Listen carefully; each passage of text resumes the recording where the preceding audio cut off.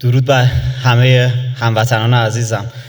خیلی سخته که بخوام بعد از دیدن درد هموطنان از درد خودم صحبت بکنم که بی‌ارزش جلوی از دست دادن عزیزانه.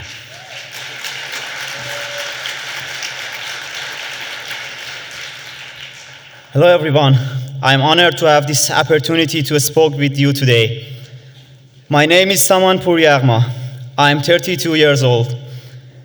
And in 2022, Iranian security forces shot and permanently blinded me in my left eye.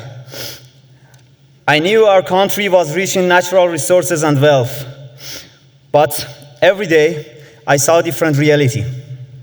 Small children searching the trash for food, elderly men and women dying because they couldn't afford hospital bills, teenagers and students arrested, tortured, and killed just for protesting the regime mismanagement and corruption. How can a nation with so much oil, gas, and wealth have millions living in poverty? That's why I have always been against the Islamic Republic, and why I joined the protests in 2022 after the regime brutally murdered Mahsa Amini just for not wearing her hijab properly. My opposition to this regime did not start in 2022. For more than a decade, I actively spoke out against the Islamic Republic. Since 2012, I have been writing against the regime on Facebook and Instagram. For 13 years, I participated in a street protest. I stood alongside the people in 4 major uprisings. On the night of Oktoberfest, I planned to join the protest at Vali Asr Square in Tehran. I was standing on my motorcycle, looking through the crowds, when I spotted a security officer from previous protest. He was just 2 meters away, and he recognized me too because he raised his gun, and in an instant, he shot me directly in my eye. I could barely see. Blood gushed out of my eye, but I sped away on my motorcycle and escaped to the hospital. While I waited for the doctor, I took a video of my face, blood pouring down my face, and posted it to Instagram. I was the first person to expose the regime for targeting protesters' eyes. But I needed everyone to understand what the regime was capable of and why we were protesting.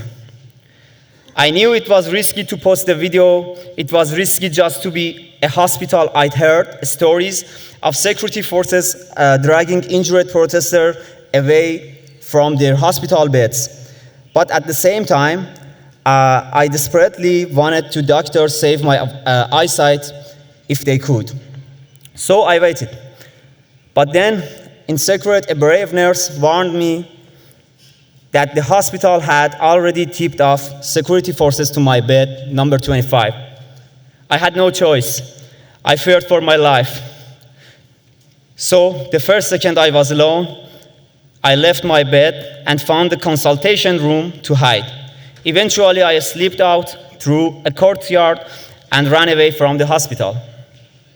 For a few days, I couldn't return home. I left everything behind. And just 14 days after they shot me, I fled Iran. But my loss is nothing compared to the suffering of millions of Iranians. Some people try to frame Iran's struggles as only about compulsory hijab or gender equality. But this is just a part of thousands of problems we face every day in Iran. I want to make one thing clear. The people of Iran do not recognize the Islamic Republic as their legitimate government. This regime does not represent us. To the international community, I ask, cut all diplomatic ties with the Islamic Republic. Take immediate action to free all political prisoners and put maximum pressure on the regime to stop the executions.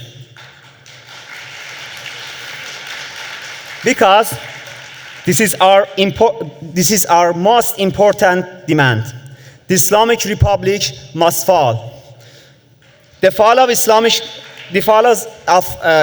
Republic is not only necessary for the people of Iran, it's essential for global peace and security. This dictatorship, with its support for terrorism and regional instability, is a threat to the entire world. But there is a hope. Crown Prince Reza Pahlavi is the true voice of the Iranian people.